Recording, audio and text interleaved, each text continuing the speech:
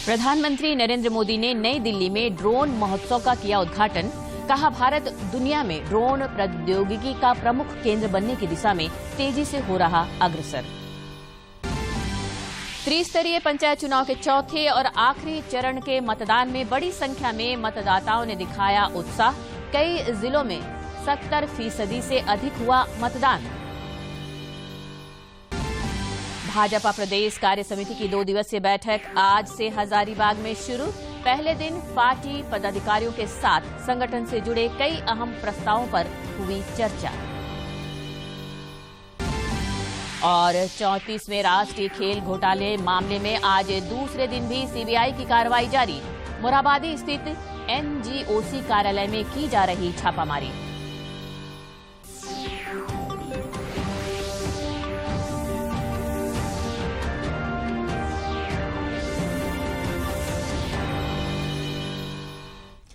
नमस्कार, खबरें झारखंड में आपका स्वागत है। मैं हूं रोज उरांव और अब समाचार विस्तार से।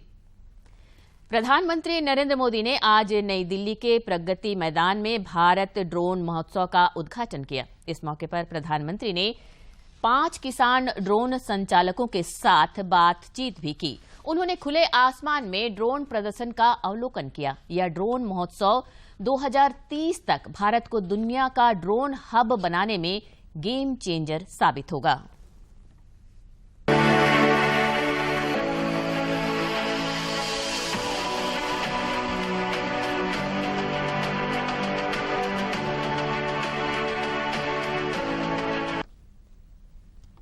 श्री मोदी ने कहा कि ड्रोन टेक्नोलॉजी कैसे एक बड़ी क्रांति का आधार बन रही है। इसका एक उदाहरण पीएम स्वामित्व योजना भी है। इस योजना के तहत पहली बार देश के गांवों की हर प्रॉपर्टी की डिजिटल मैपिंग की जा रही है। पीएम स्वामित्व योजना भी है। इस योजना के तहत पहली बार देश के गांवों की हर प्रॉपर्टी की डिजिटल मैपिंग की जा रही है। डिजिटल प्रॉपर्टी कार्ड लोगों को दिए जा रहे हैं। इसमें ह्यूमन इंटरवेंशन कम हुआ है और भेदभाव की गुंजाइश खत्म हुई है। इसमें बड़ी भूमिका ड्रोन की रही है।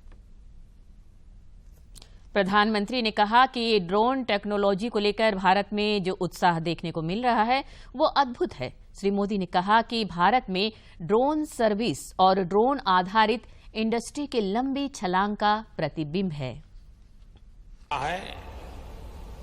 वो अद्भुत है।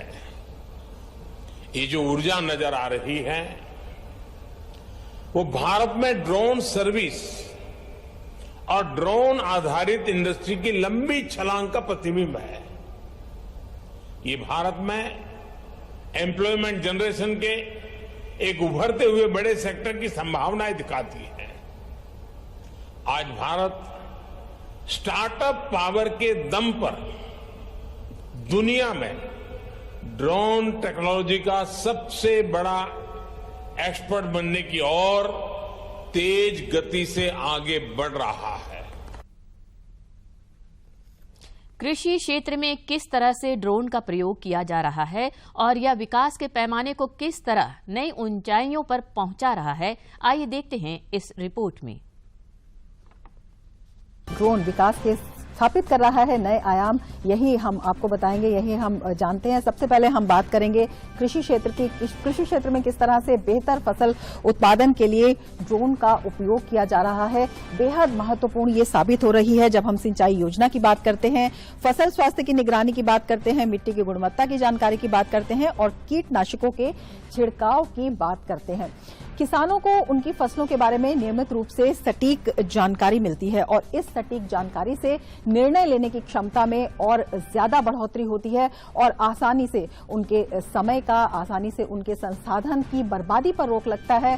चुनौतीपूर्ण क्षेत्र जो हैं, जैसे कि संक्रमित क्षेत्र हैं, लंबी फसलों और बिजली लाइनों के नीचे कीटनाशकों के छिड़काव की समस्या जो आती थी वो अब संभव हो पाई है और बहुत सारी जो चुनौतियां हैं उनको इससे जूझा जा रहा है। ड्रोन की जब हम बात करते हैं, सबसे महत्वपूर्ण बात है कि ड्रोन से सटीक डाटा प्रोसेसिंग के साथ सर्वेक्षण होता है और इस सर्वेक्षण से किसानों को तेजी से और सटीक निर्णय लेने में मदद मिलती है। तो बेहद महत्वपूर्ण ये ड्रोन द्वारा एकत्रित किए गए डेटा भी होते हैं जो विभिन्न समस्याग्रस्त क्षेत्र होते हैं, संक्रमित, अस्वस्थ फसलों की नमी के स्तर आदि पर अब किसान ज्यादा ध्यान देता है। कृषि ड्रोन उर्वरक, पानी, बीज और कीटनाशकों जैसे सभी संसाधनों का बेहतर उपयोग सक्षम बनाता है और इस सक्षम से किसान भी ज्यादा सक्षम हो रहा है। ड्रोन विविध लाभ जो है, अगर उनकी बात हम करते हैं, ड्रोन से विभिन्न क्षेत्रों में लाभ होता है। तो ड्रोन टेक्नोलॉजी से छोटे किसान को एक बड़ी ताकत मिली है, ज्यादा ताकत मिली है और ये बढ़ती जा रही है। और अगर छोटा किसान जो है वो ज्यादा बहुत शक्तिशाली होता है तो जो गांव है, गांव के विकास में काफी इससे लाभ मिलता है। तो टेक्नोलॉजी गांव के विकास में भी बहुत फायदेमंद साबित हो रही है। विविध क्षेत्रों की बात करते हैं तो खेल से लेकर रक्षा क्षेत्र तक ड्रोन का इस्तेमाल जो है अब बढ़ रहा है, बढ़ने वाला है। इसके द्वारा अगर ड्रोन की हम बात करते हैं तो ड्रोन के जरिए वैक्सीन की सप्लाई में बहुत मदद मिली है, वैक्सीन की सप्लाई की जा रही है। इसके साथ ही ड्रोन की मदद से केदारनाथ प्रोजेक्ट पर भी नजर रखी गई है। तो टेक्नोलॉजी किस तरह से विभिन्न क्षेत्रों में फायदेमंद साबित हो रही है, इसका ये एक बहुत बड़ा उदाहरण है। ड्रोन टेक्नोलॉजी एक बड़ी क्रांति का विभिन्न क्षेत्रों में आधार बनती जा रही है और इसका एक बेहद महत्वपूर्ण उदाहरण है। ड्रोन टेक्नोलॉजी से पीएम स्वामित्व योजना के लाभार्थियों को काफी मदद मिली है। अगर हम ड्रोन से विविध लाभों से आगे भविष्य के लक्ष्यों की बात करते हैं तो ये भी बहुत महत्वपूर्ण है। 2030 तक भारत ड्रोन का हब बनेगा, इस दिशा में तमाम कदम उठाए जा रहे हैं। 2026 तक ड्रोन का उद्योग 15,000 करोड़ तक पहुंच जाएगा और ये इस मायने में भी महत्वपूर्ण है कि वर्तमान में 270 ड्रोन के स्टार्टअप्स हैं और 5 साल में ड्रोन उद्योग में 5 लाख रोजगार के अवसर खुलेंगे। राज्य में चौथा और अंतिम चरण के मतदान कड़ी सुरक्षा के बीच शांतिपूर्ण संपन्न हो गया। आज सुबह से ही अधिकांश मतदान केंद्रों पर गांव की सरकार को चुनने के लिए मतदाताओं में भारी उत्साह देखा गया। नक्सल प्रभावित क्षेत्रों में भी बड़ी संख्या में मतदाताओं ने अपने अपने मताधिकार का प्रयोग किया। चौथे चरण के पंचायत चुनाव में 72 प्रखंडों के 11,441 सीटों पर सुबह 7 बजे से ही मतदान शुरू हो गया था। कई जिलों में प्रारंभिक आंकड़ों के अनुसार 70% से अधिक मतदान हुआ। कोडरमा में लगभग 86% और गढ़वा में 73% मतदान की खबर है। लोहरदगा जिले में 71% मतदान हुआ, जबकि पलामू में 69% से ज्यादा मतदान रिकॉर्ड किया गया।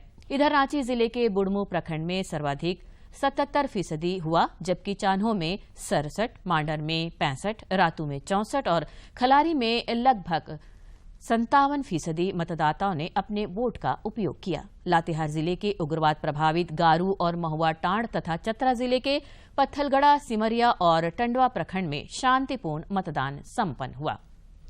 दुमका जिले के सरैयाहाट, जामा और जरमुंडी प्रखंड के 926 मतदान केंद्रों पर शांतिपूर्ण संपन्न हुआ। चौथे और आखिरी चरण के मतदान में मतदाताओं का भारी उत्साह देखा गया। गांव की सरकार को चुनने के लिए बड़ी संख्या में महिला मतदाताओं ने भी अपने मताधिकार का प्रयोग किया।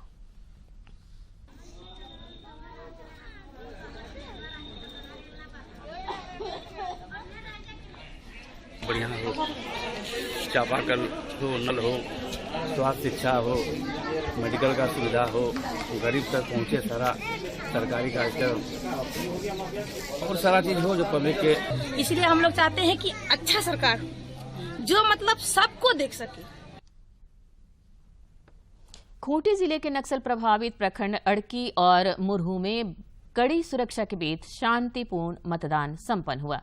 जिला प्रशासन की ओर से संवेदनशील और अति संवेदनशील मतदान केंद्रों पर पारा मिलिट्री के जवानों को तैनात किया गया था। खूंटी, अड़की और मुरहू प्रखंड में जिला परिषद के 5, मुखिया के 44, पंचायत समिति के 38 और वार्ड सदस्य के 96 पदों के लिए चुनाव कराए गए हैं।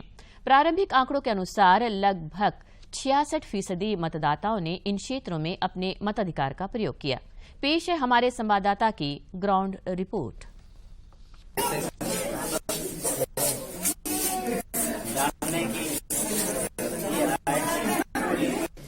खूंटी जिले के 3 प्रखंडों में आज चौथे चरण में चुनाव चल रही है। त्रिस्तरीय पंचायत चुनाव में बड़ी संख्या में मतदाता सुबह 6 बजे से ही अपने अपने घरों से निकले और 3-4 घंटे में ही लगभग 40-50% तक मतदान हो चुका।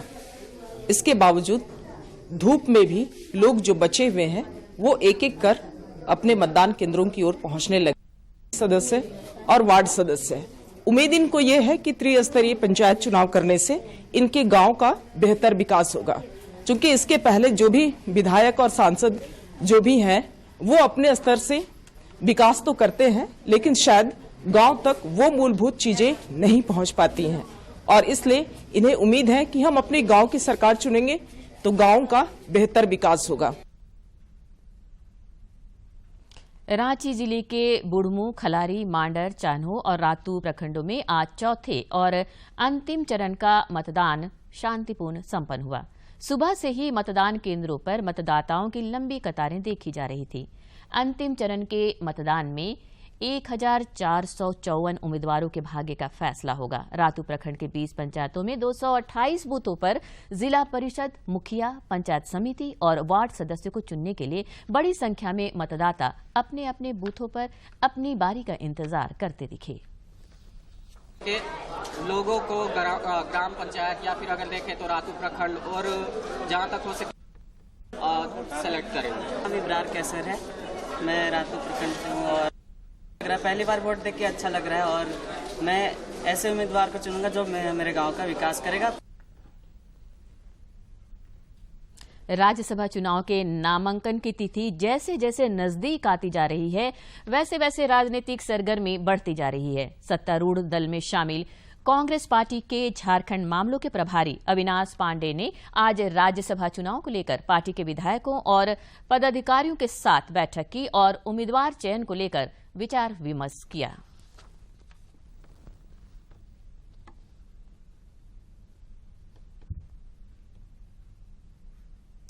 भारतीय जनता पार्टी प्रदेश कार्य समिति की 2 दिवसीय बैठक प्रदेश अध्यक्ष दीपक प्रकाश की अध्यक्षता में आज से हजारीबाग में शुरू हुई। बैठक में प्रदेश प्रभारी दिलीप सैकिया, राष्ट्रीय उपाध्यक्ष रघुवर दास, केंद्रीय मंत्री अन्नपूर्णा देवी, पार्टी के प्रदेश महामंत्री आदित्य साहू सहित कई पदाधिकारी मौजूद थे। बैठक के पहले दिन प्रदेश पदाधिकारियों के साथ संगठन से जुड़े कई अहम प्रस्तावों पर चर्चा की गई।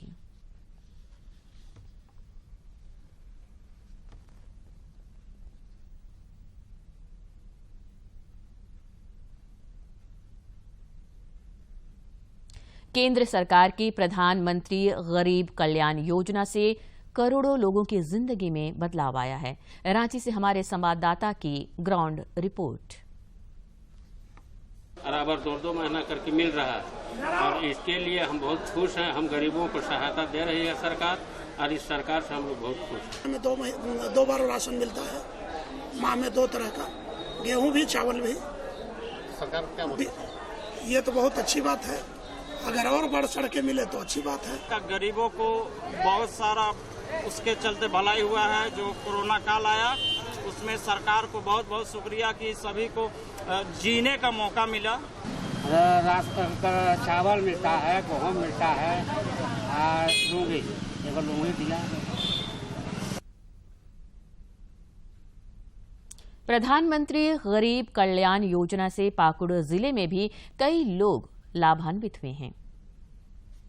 कल्याण अन्न योजना से हम लोग को जो 5 किलो करके अनाज मिला था और गरीब के लिए बहुत ही अच्छा नरेंद्र मोदी ने इसको दिया था और गरीब को देते ही रहा है और अभी भी गरीब को के लिए बहुत ध्यान रखा है, इसीलिए बहुत धन्यवाद। योजना प्रधानमंत्री जो ये चालू किया है ये बहुत ही अच्छा और बहुत ही अच्छा चीज़ है। हम लोग गरीब के लिए बहुत अच्छा है। इसके लिए गरीब किसी का पैसा नहीं है, वो मुफ्त में इलाज हो रहा है। इसके लिए हम लोग के लिए बहुत अच्छा है, गरीबों के लिए अच्छा है, सबके लिए अच्छा है। ये योजना जो चालू किया नरेंद्र मोदी जी ने ये बहुत ही अच्छा है, हम लोग सबके लिए अच्छा है। सिमडेगा जिले में भी लोगों ने प्रधानमंत्री गरीब कल्याण योजना का खूब फायदा उठाया है।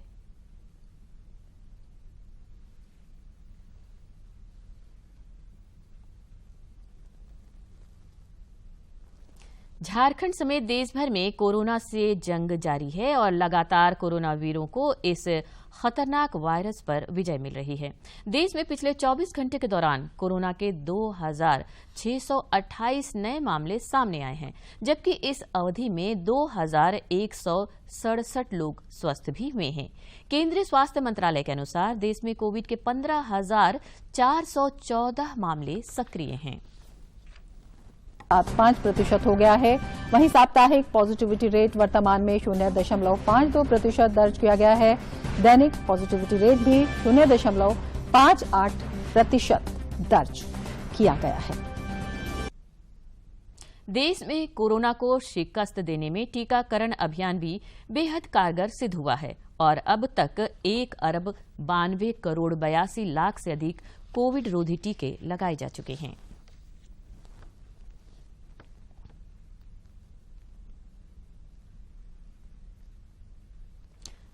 चौंतीसवें राष्ट्रीय खेल घोटाला मामले में आज सीबीआई की कार्रवाई दूसरे दिन भी जारी रही। सीबीआई ने रांची के मोरहाबादी स्थित नेशनल गेम्स ऑर्गेनाइजिंग कमेटी एनजीओसी के कार्यालय में छापेमारी की। सीबीआई टीम को कार्यालय से कई अहम दस्तावेज हाथ लगे हैं।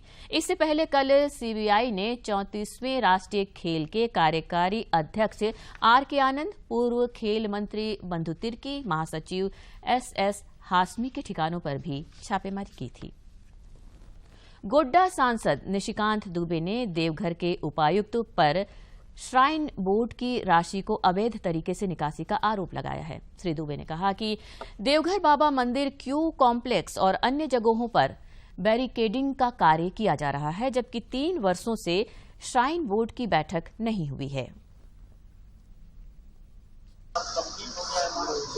उनकी अथॉरिटी ही नहीं है। आप यदि निकालेंगे तो ट्रस्ट की बैठक होगी, ट्रस्ट की कोई बैठक नहीं होगी। आपने कोई आदेश जो है ट्रस्ट के अध्यक्ष से लिया है, वो भी नहीं है।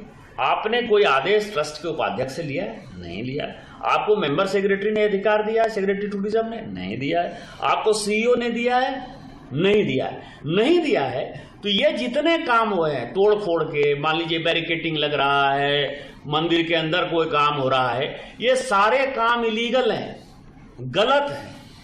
और ट्रस्ट की जिस दिन बैठक होगी उस दिन मेरा नोट ऑफ डिसेंट है और मैं ट्रस्ट की बैठक का इंतजार कर रहा हूं और ये सबके साथ मैं हाईकोर्ट जा रहा हूं।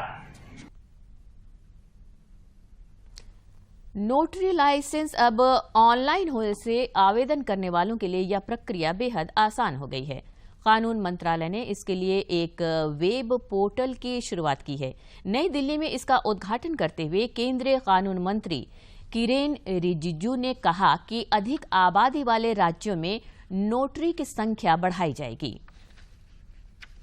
डिजिटल सेवाओं को बढ़ाने पर तेजी से काम हो रहा है। कानून मंत्रालय भी 100% पेपरलेस कामकाज का लक्ष्य पाने के लिए काम कर रहा है। विभाग पीछे नहीं रहना चाहिए और हम लोगों का जो ऑफिशियल प्रक्रिया है उसके वजह से दूसरों को तकलीफ नहीं होना चाहिए। अब एप्लीकेशन फाइल करने के लिए लेटर लिखेंगे, रिसीव करेंगे, रिकॉर्ड करेंगे, वापस, और उसके जगह एक बटन दबा दे, ऑनलाइन हो गया रजिस्ट्रेशन।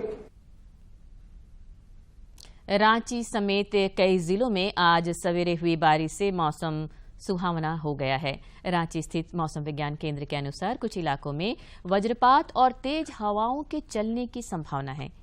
विभाग के अनुसार 2 जून तक राज्य के उत्तर पूर्वी, दक्षिणी और मध्य हिस्से में गरज के साथ बारिश होने की संभावना है। वहीं राज्य में 30 और 31 मई को भी आंशिक बादल छाए रहेंगे। इसे लेकर येलो अलर्ट जारी किया गया है। और अब कुछ खबर राज्य के विभिन्न जिलों से।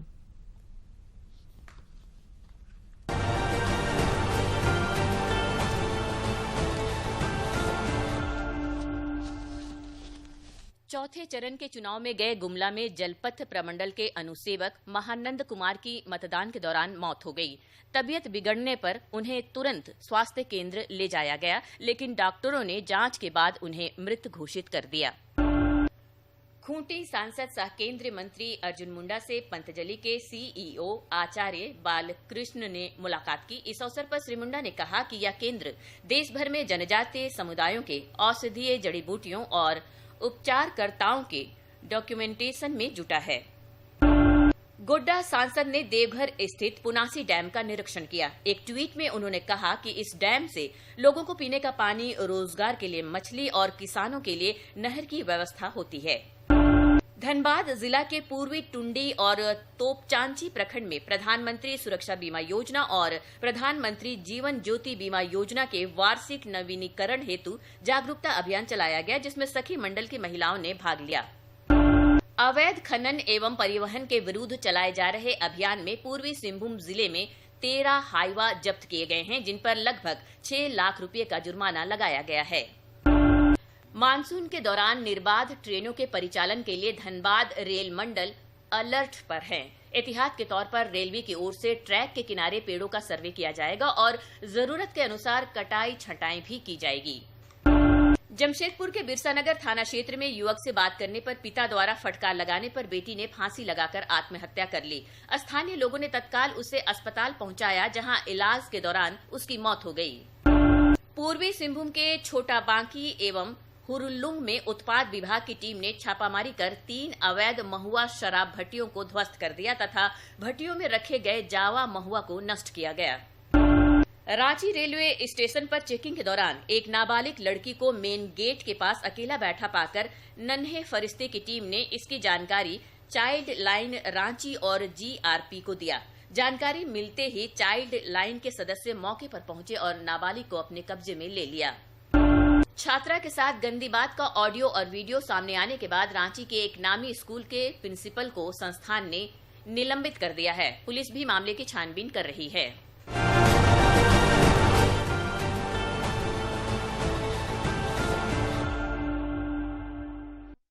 प्रधानमंत्री नरेंद्र मोदी आगामी रविवार 29 मई को सुबह 11 बजे आकाशवाणी पर अपने मन की बात कार्यक्रम के जरिए देश विदेश के लोगों के साथ अपने विचार साझा करेंगे।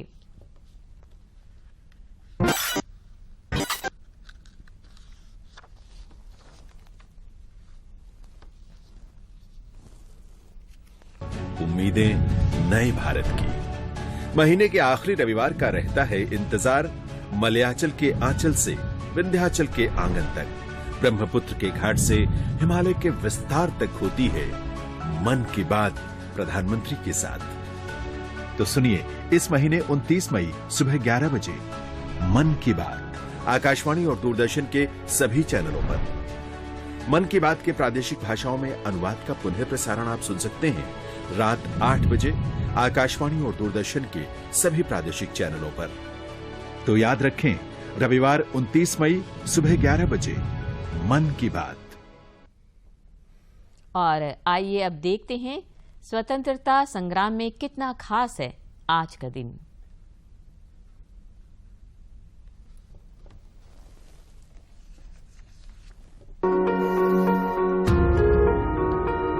आज की कड़ी में हम देश के पहले प्रधानमंत्री पंडित जवाहरलाल नेहरू को श्रद्धांजलि अर्पित कर रहे हैं, जिनका निधन 27 मई 1964 को हुआ था। जवाहरलाल नेहरू का जन्म 1889 में 14 नवंबर को हुआ था। एक विद्यार्थी के रूप में उनकी रुचि उन सभी राष्ट्रों के स्वाधीनता संघर्ष में रही थी जिन्होंने विदेशी दासता की यातना भुगती थी।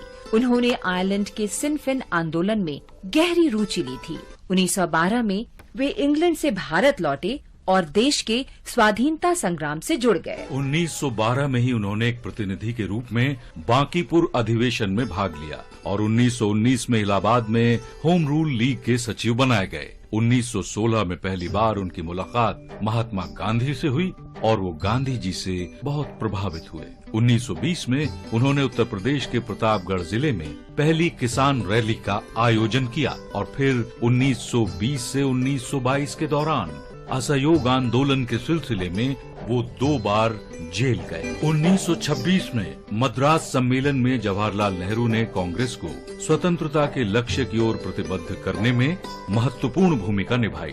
1928 में लखनऊ में साइमन कमीशन के विरुद्ध प्रदर्शन का नेतृत्व करते हुए उन पर लाठीचार्ज किया गया। 29 अगस्त 1928 को उन्होंने ऑल पार्टी कांग्रेस में भाग लिया। उसी वर्ष उन्होंने भारतीय स्वतंत्रता लीग की स्थापना की, जिसने भारत को ब्रिटिश संपर्क से पूरी तरह मुक्त किए जाने की वकालत की। जवाहरलाल नेहरू इस लीग के महासचिव बनाए गए। 1929 में वे इंडियन नेशनल कांग्रेस के लाहौर अधिवेशन के अध्यक्ष चुने गए, जिसमें देश की पूर्ण स्वतंत्रता को लक्ष्य के रूप में स्वीकार किया गया। नमक सत्याग्रह और अन्य आंदोलनों के सिलसिले में 1930 से 1935 के दौरान उन्हें कई बार गिरफ्तार किया गया।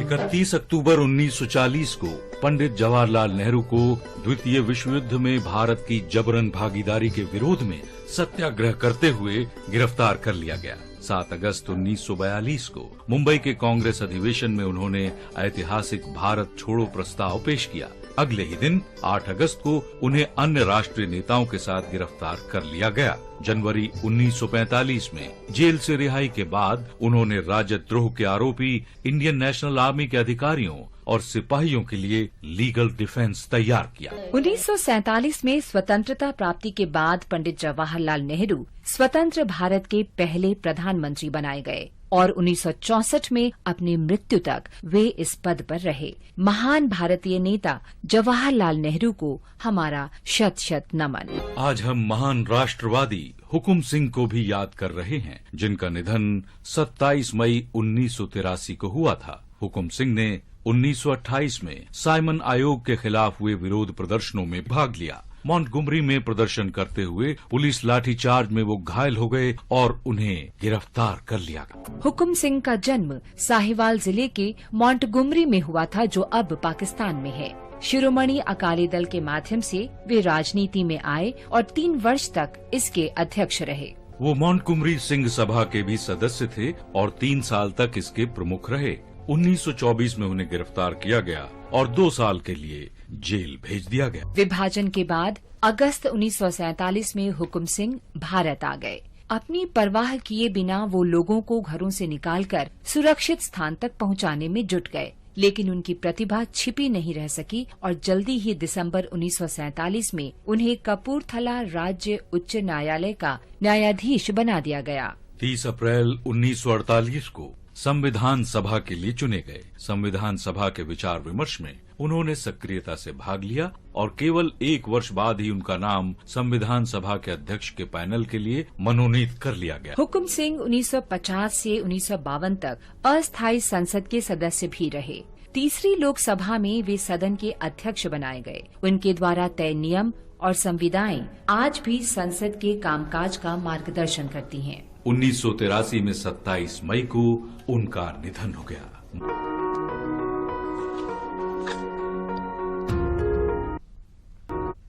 और अंत में मुख्य समाचार एक बार फिर। प्रधानमंत्री नरेंद्र मोदी ने नई दिल्ली में ड्रोन महोत्सव का किया उद्घाटन। कहा, भारत दुनिया में ड्रोन प्रौद्योगिकी का प्रमुख केंद्र बनने की दिशा में तेजी से हो रहा अग्रसर। त्रिस्तरीय पंचायत चुनाव के चौथे और आखिरी चरण के मतदान में बड़ी संख्या में मतदाताओं ने दिखाया उत्साह। कई जिलों में 70% से अधिक हुआ मतदान। भाजपा प्रदेश कार्य समिति की 2 दिवसीय बैठक आज से हजारीबाग में शुरू। पहले दिन पार्टी पदाधिकारियों के साथ संगठन से जुड़े कई अहम प्रस्तावों पर हुई चर्चा। और 34वें राष्ट्रीय खेल घोटाले मामले में आज दूसरे दिन भी सीबीआई की कार्रवाई जारी। मुरादाबाद स्थित एनजीओसी कार्यालय में की जा रही छापामारी।